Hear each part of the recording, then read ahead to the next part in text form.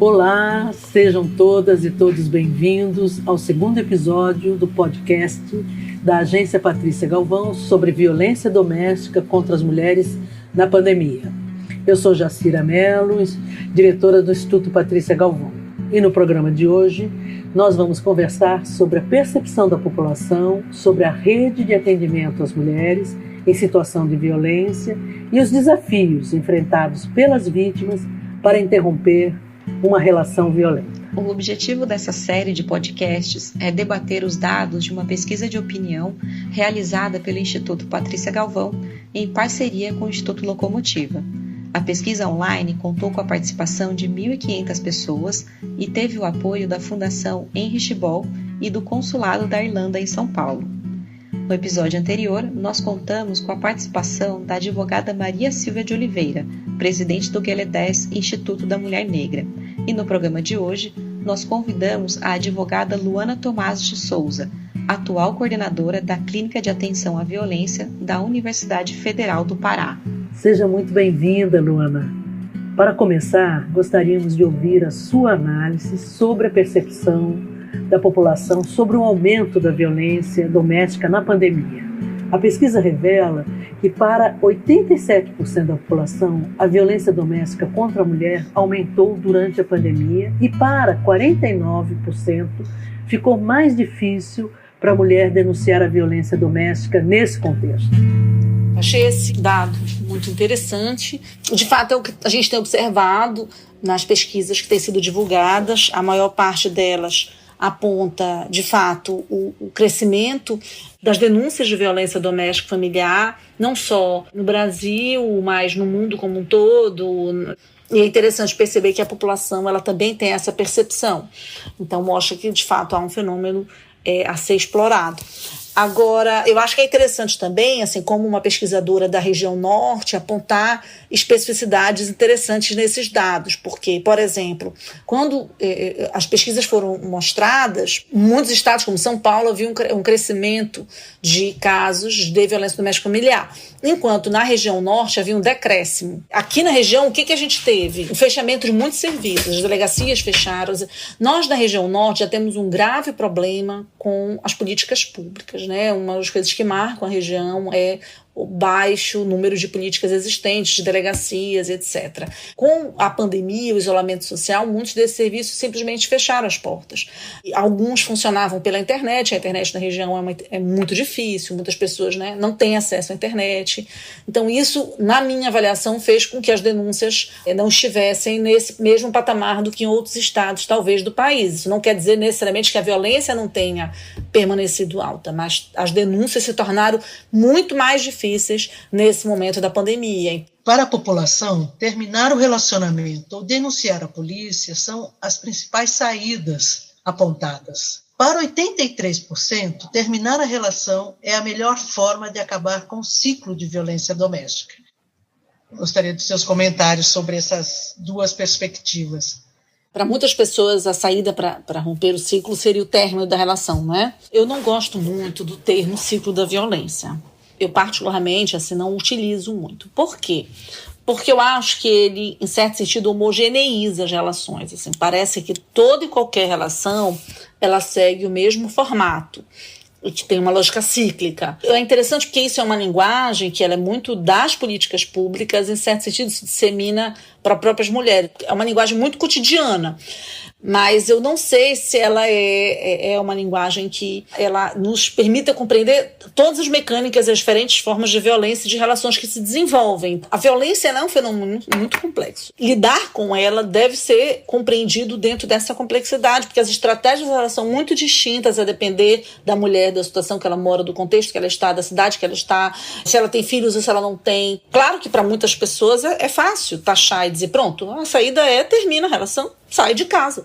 Mas isso nem sempre é uma saída tão simples e tão segura para as pessoas. Tem muitos lugares onde a mulher vai sofrer violência, ela simplesmente não tem para onde ir, ela não tem a quem procurar, ela não tem uma política pública para acionar.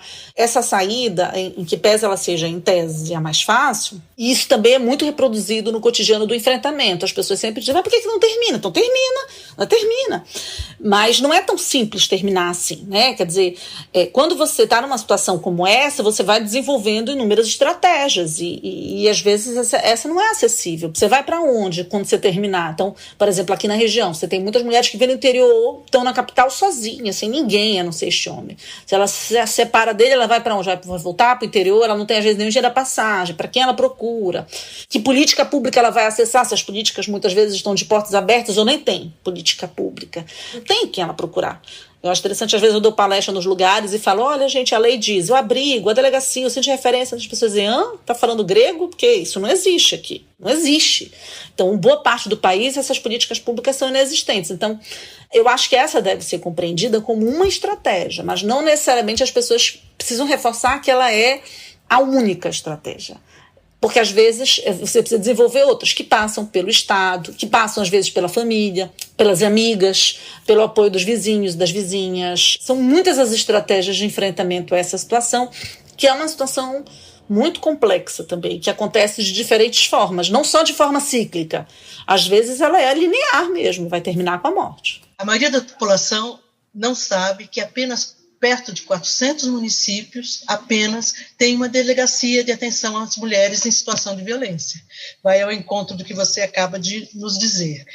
Para a população, mulheres que são agredidas não se separam, principalmente por medo de serem mortas, por causa dos filhos, em relação à dependência econômica. São sempre múltiplos os fatores. As pessoas tentam achar uma questão, né? Por que ela não separa, né? Antigamente se falava, porque ela gosta de apanhar, né? Ou, já se entendeu que não é porque ela gosta de apanhar, então por que ela não separa? E às vezes também eu vejo hoje muitas pessoas que insistem na tecla só da dependência econômica. Então o problema é o dinheiro. Então, dá dinheiro e está resolvido. E não é isso. Assim, para a gente enfrentar a violência, eu preciso ter um conjunto de questões, eu preciso ter uma situação muito complexa, eu preciso ter um conjunto de questões atuando. Eu preciso ter para onde ir, eu preciso ter um suporte emocional, um suporte familiar, eu preciso ter a delegacia para acionar, mas não só a delegacia, ter um abrigo, né, uma casa de abrigo, centro de referência, então as condições econômicas, mas não só isso, questões culturais, assim, às vezes isso pesa muito, como é que as pessoas vão me ver, como é que as pessoas vão me enxergar isso. É difícil você publicamente falar que sofreu violência. Por exemplo, eu fiz um evento recente com mulheres policiais militares que sofriam violência. E eram mulheres em que muitas vezes o marido estava desempregado, quer dizer, não tinha dependência econômica, elas não tinham medo de ser mortas. Mas elas tinham muito receio do que as pessoas iam dizer em saber que ela, uma mulher que estava ali na linha da frente da violência, sofria violência. Então, às vezes, essa pressão social, cultural, né, essa coisa da gente ter que manter uma imagem de bom relacionamento pesa muito. Então, são múltiplos os fatores e acho que a gente precisa... Por isso que a gente precisa enfrentar o problema de diferentes maneiras, trazer diferentes estratégias para essa mulher, porque são múltiplos os fatores que fazem com que essas mulheres, muitas vezes, não vejam caminho se não permanecer nessa relação. Na pesquisa, 58% dos que conhecem uma vítima de violência doméstica afirmam ter aconselhado a mulher a fazer uma denúncia na polícia. Então, a percepção da população é de que o apoio de pessoas próximas e do Estado são fundamentais para que as mulheres que sofrem violência rompam esse ciclo. Sim, é fundamental o apoio nesse momento, né? Assim, é muito ruim você se sentir sozinha, você estar sozinha. Isso envolve familiares, vizinhos, amigas e tudo mais, né? Às vezes a gente tem uma sociedade muito punitivista, um reforço muito grande da resposta criminal. E como eu falava, a violência ela exige estratégias muito diferentes e às vezes a resposta criminal não é aquela que vai me atender. O sistema de justiça criminal ele é muito violento, ele é muito perverso, ele é muito difícil de acessar, a linguagem é diferente, a dinâmica é diferente e às vezes o melhor, inclusive, é aconselhar essa mulher não fazer uma boa recepção. E ela não fazer, não é porque ela não é louca, porque o sistema é muito difícil de acessar. E às vezes isso gera também uma pressão. Por exemplo, eu já atendi uma mulher que também, enfim, sofreu violência durante 13 anos, violência psicológica, ela foi estuprada também, né, estupro conjugal. E aí ela conseguiu sair da casa dela, era num outro município, ela se escondeu. Ela saiu, tá com a mãe, enfim, rompeu a relação. E ela conversava hoje comigo, mas doutora, as pessoas me pressionam e dizem, e o processo criminal? E cadê o processo criminal? Você não vai processá-lo? Você não vai processá-lo? Eu dizia para ela, vai enfrentar um processo? Quer dizer, até ela juntar provas, a dificuldade de arrumar provas, a dificuldade, então assim, eu acho que é muito interessante a ideia do apoio, a ideia da acolhida, mas sem julgamento e sem a pressão para que o caminho criminal seja a resposta. É como se não houve ocorrência policial, aquilo não tivesse sido resolvido. Eu dizer para ela, mas você já não está bem com a sua família, agora você está com seus filhos, você está bem, você está com a sua mãe. Ela dizia, mas as pessoas ficam me cobrando, dizendo que se não tem um processo criminal, aquilo não foi resolvido. Eu digo, mas você já não se divorciou, você está... Então, eu acho que a gente também tem que sair dessa lógica de que o caminho criminal é o único, ou é o melhor caminho. Eu acho que são diferentes as formas. Às vezes só o sair de casa, ter um apoio familiar, reconstruir a sua vida, isso já é fundamental para que essa mulher possa ter condições dignas, assim. Então, eu acho muito interessante a pesquisa mostrar a importância desse apoio, do conselho, mas eu acho que as pessoas também não deviam focar tanto nessa dimensão criminal, porque muitas vezes ela é muito violenta. Porque a questão criminal, ela foca no fato, né? O que aconteceu no dia e a hora H. E como é que você resume 15, 20 anos de uma violação?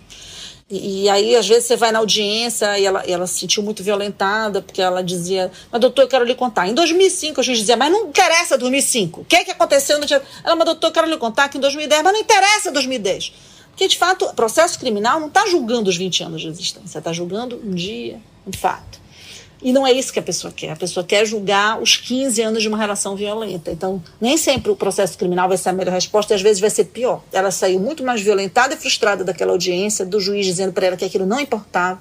Tem um dado na pesquisa que diz 78% consideram que, quando uma mulher é agredida pelo companheiro, ela deve procurar a delegacia da mulher.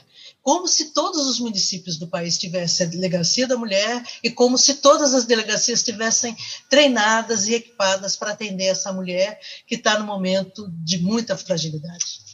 Eu achei muito legal nesse projeto agora do Campanha Nenhuma Menos, né? As mexicanas, elas fizeram uma campanha que eu achei fantástica, que é assim, então, me protegem as minhas amigas e não a polícia. Eu achei isso muito bacana, no sentido de dizer o seguinte, olha, a polícia, quanto à região amazônica ou no país que não há delegacia, em que o Estado nunca olhou, não tem sombra do Estado perto de você. Então não tem nem como você dizer procure o Estado, porque o Estado não existe. Boa parte dos municípios da região amazônica, as pessoas nem sabem onde ele se encontra para acolher essa mulher.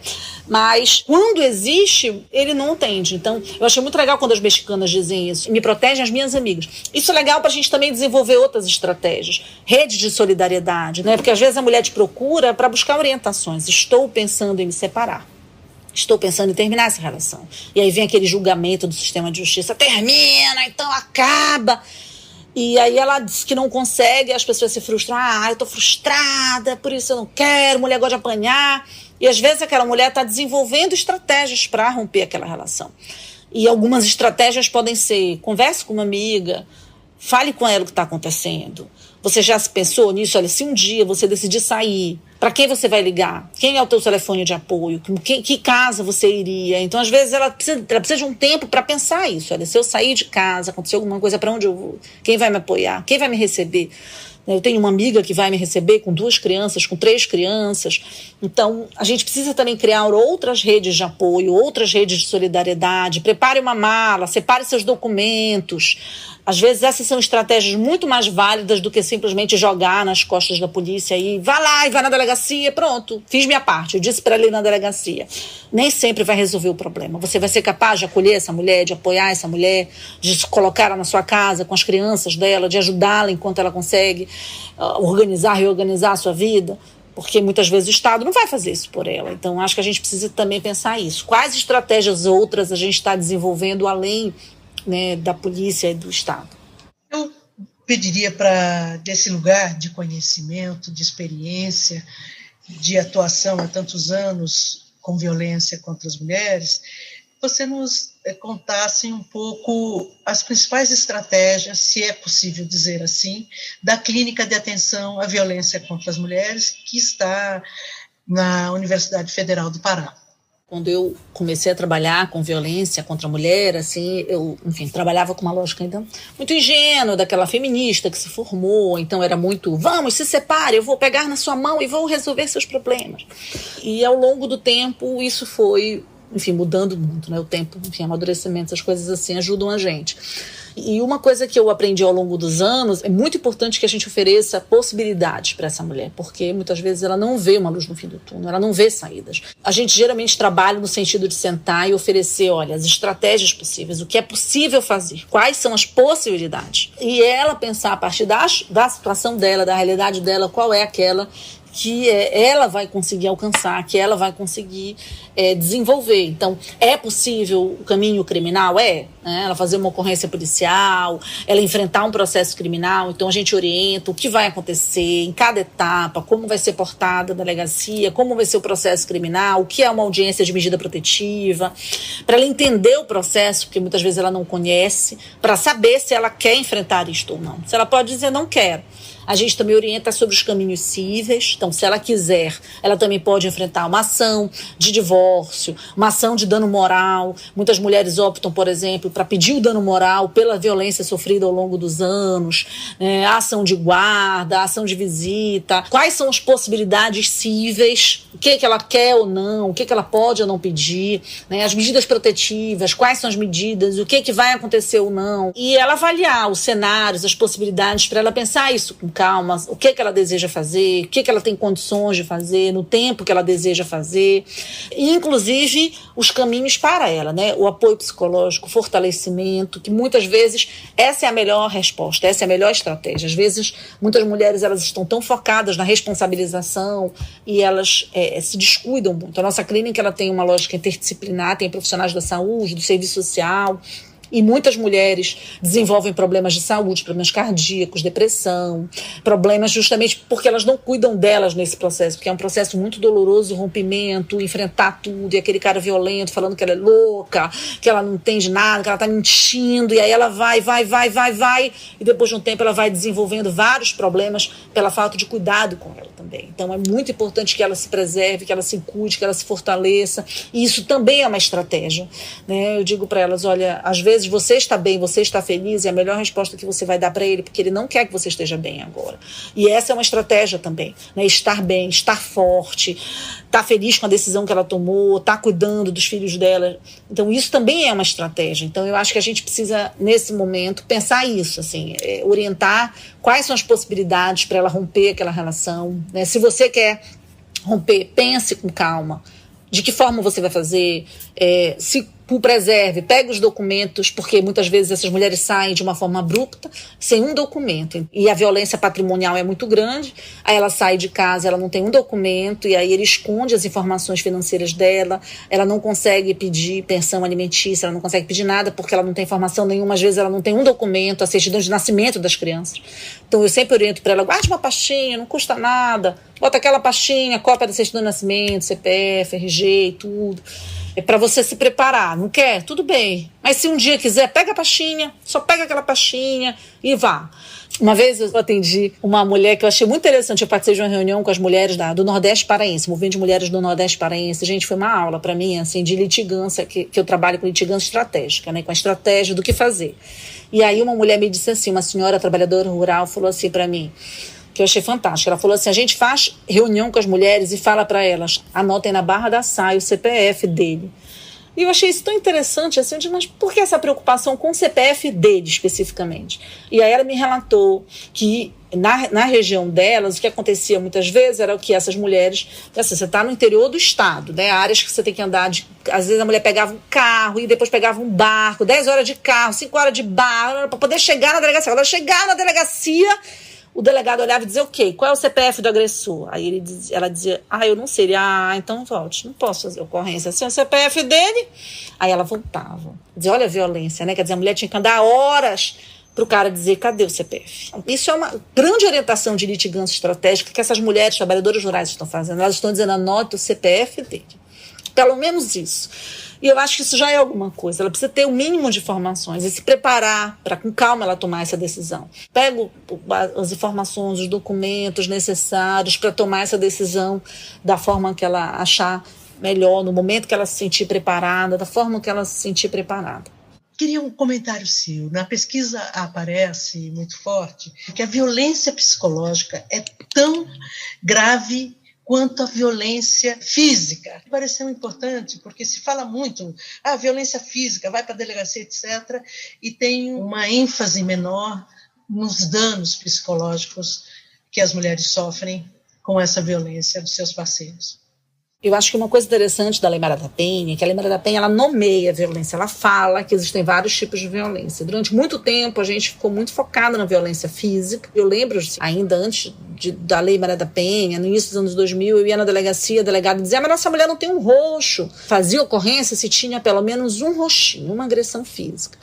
E o interessante da Lei Maria da Penha é que ela fala, existem outros tipos de violência para além da física, a violência psicológica, a violência moral, a violência patrimonial. Agora, sim, é muito importante a gente conhecer mais dessas outras formas de violência. Eu tenho trabalhado muito com a violência patrimonial ultimamente, assim, também, que é uma violência muito grave na vida das mulheres. Às vezes ela está na casa da sogra, no quartinho puxadinho na casa da sogra, então assim, não tem nem como ela ir, porque ela não tem nada, tudo é dele. Então, assim, são muitas as formas de violência. E a violência psicológica. Só que essas violências, nem sempre elas têm um crime, assim, um tipo penal específico. E, então, muitas mulheres têm dificuldade de fazer uma ocorrência. Por exemplo, aquele cara que passou durante 15 anos dizendo que ela era burra, que ela era louca. Isso afeta a subjetividade, tudo, assim, o psicológico dessa pessoa, a vida dessa pessoa. É como se ela diminuísse. Assim. Eu já encontrei mulheres assim que você mal consegue, ela não levanta aquele ombro assim arqueado, aquela pessoa falando baixo, assim, ela, mas eu nem sei, doutora, porque eu não falo as coisas direito, ele diz que eu não falo bem, eu não sei se eu estou falando, quer dizer, ela é insegura, ela se tornou uma pessoa insegura, uma pessoa, sabe, ela duvida dela mesma, será que o que eu estou falando é verdadeiro? E a violência psicológica ela é muito perversa, tal qual a violência física, ela marca uma pessoa para uma vida inteira. Então, o problema é que muitas vezes a gente não consegue fazer um processo criminal sobre isso. Qual é o crime de dizer que uma pessoa é louca? Você consegue ali pegar um ou outro episódio, mas você não consegue enfrentar. Por isso que a gente precisa criar outras formas de enfrentar esse problema para além da questão criminal. Mas eu acho que o reconhecer a violência é o primeiro passo. Reconhecer que eu sofri uma violência psicológica, reconhecer que eu estou sofrendo uma violência patrimonial e traçar diferentes estratégias e pensar que todas elas são perversas. A violência sexual, que também é pouco falada, mas é muito comum no âmbito doméstico também. Eu já atendi mulheres que eram constantemente estupradas pelos maridos e isso afeta completamente a vida dela. São traumas assim, dela não conseguir estar perto de um outro homem, ser tocada. E eu acho que a gente precisa dar atenção para cada uma dessas violências, entender que todas elas são perversas.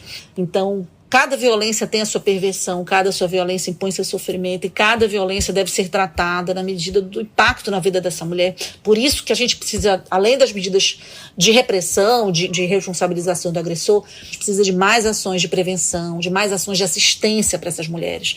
Porque o que a gente tem visto, quem trabalha com políticas públicas, é que as políticas estão definhando. Muitos serviços estão fechando as portas e isso é muito perverso para essas mulheres, porque às vezes é a única coisa que elas têm. Tem mais algum ponto que você gostaria de destacar, Luana? O essencial é a gente fortalecer, de fato, as políticas públicas que estão lá na Lei Maria da Penha, centro de referência, abrigo, delegacia da mulher, promotoria. Isso é o básico. E é isso que a gente está sofrendo agora, o fim dos serviços. Né? A gente vê o governo reduzindo drasticamente o investimento nas políticas, reduzindo quase zero as políticas para as mulheres, mas lançando o WhatsApp, lançando o aplicativo. Bacana aplicativo, mas não pode ser só isso. Né? Então, eu acho que a pesquisa mostrou que 8% conhecem o 180, 5% é SOS Mulher, né? 4% Magalu, então mostram que os aplicativos são uma estratégia interessante, mas, de fato, ainda não são para o grande público. Né? Esse foi o segundo episódio do podcast da agência Patrícia Galvão sobre a violência doméstica no cenário da pandemia. No próximo e último episódio desta série, nós convidamos a promotora de justiça Fabíola Sucassas, do Ministério Público de São Paulo, para conversar sobre a legitimidade da Lei Maria da Penha e o apoio do Estado às mulheres vítimas de violência. Não perca!